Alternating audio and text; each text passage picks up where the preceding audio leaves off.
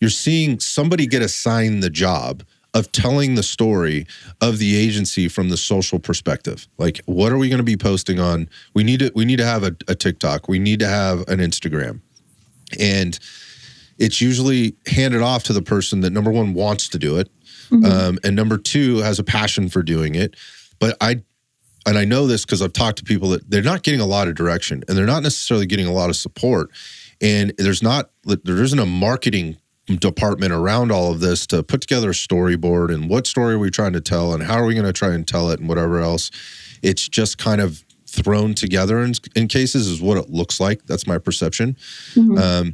And whether that's the message that the agency wants to be sending or not, they have other things going on and they're just dependent on this one person right in there to make sure they're in the right place at the right time to tell the right story.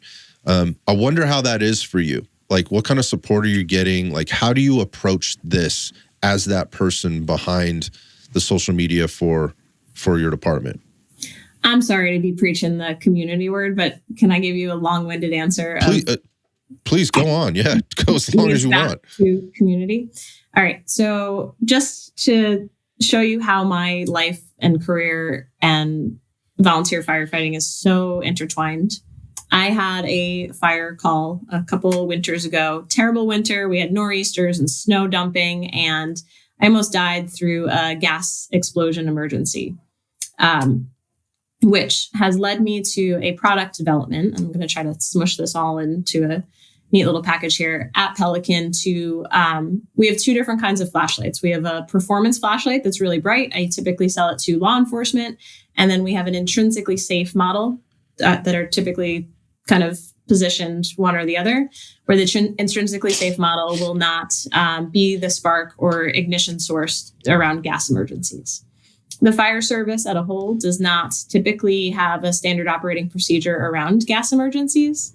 You just have a flashlight. Maybe your Motorola mic is intrinsically safe, and maybe you know what intrinsically safe is. That's a super cool word. But a lot of time I deal with corporations and manufacturers who just like have buzzwords, and the marketing is so disjointed from, like you're saying, within the fire service. It's just like a dude with a phone being like, oh, shoot, we need to like put some content up. Yep. So I have gone on a personal mission to make sure that every firefighter I sell a flashlight to has an intrinsically safe flashlight on their being, because I want to make sure that I don't be the source of this. And this is through my own experience of, flames coming and a manhole cover almost landing on my head while I was following every bit of procedure. Wait, talk about this a little bit.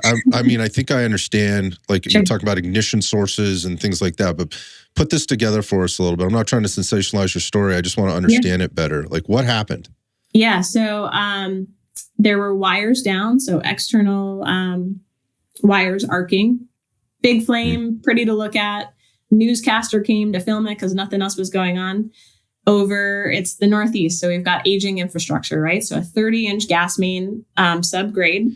It was leaking because it's 30 years old. And we were in the process of evacuating the entire neighborhood, right? Knock, knock, knock. Hey, Mr. and Mrs. Smith, like, can we get you out of here? Time to go. Yep. Time to go. Thank God that gas main did not explode. What ended up happening was a perpendicular sewer line within that 30-inch gas main. Those sewer gases superheated from the burning wires above ground on top. And that caused the sewer manhole covers to explode 30 feet in the air. Okay. I didn't hear, after the explosion, I didn't hear them land. That's how far and loud that projectile was.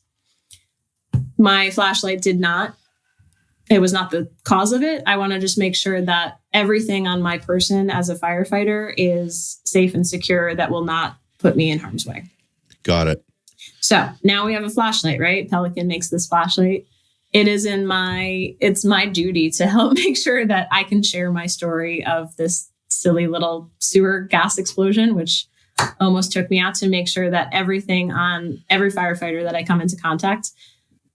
Segue, I've taken multiple gas emergency trainings later. My video of this is in their training material. So I think what I heard you say there is, in terms of policy or procedure around this kind of thing, there isn't, it's not in doctrine. There's no doctrine on this. Nope. what does that mean? It's different per agency. Different per agency. There could be some, there could be none. It could be really involved and be really good. Could probably be really involved and be not so good. Mm-hmm. Is that what I'm picking up? Exactly. So let me land the plane back to your original marketing question. I work with our Pelican marketing team to make sure that this is relevant to our firefighters, to make sure we're creating a story around all of this. So it's not just some guy sitting around saying, hey, here's our campaign for August. It's purpose-driven. Here's my experience. And the beautiful part about Pelican is I speak to all of these different people from all over the map. We touch every industry. It's like so cool. And I just receive all of these stories, right? Which is my little community. And then that's how we, real person, real results. Here's how we keep us safer. And that's my marketing lens.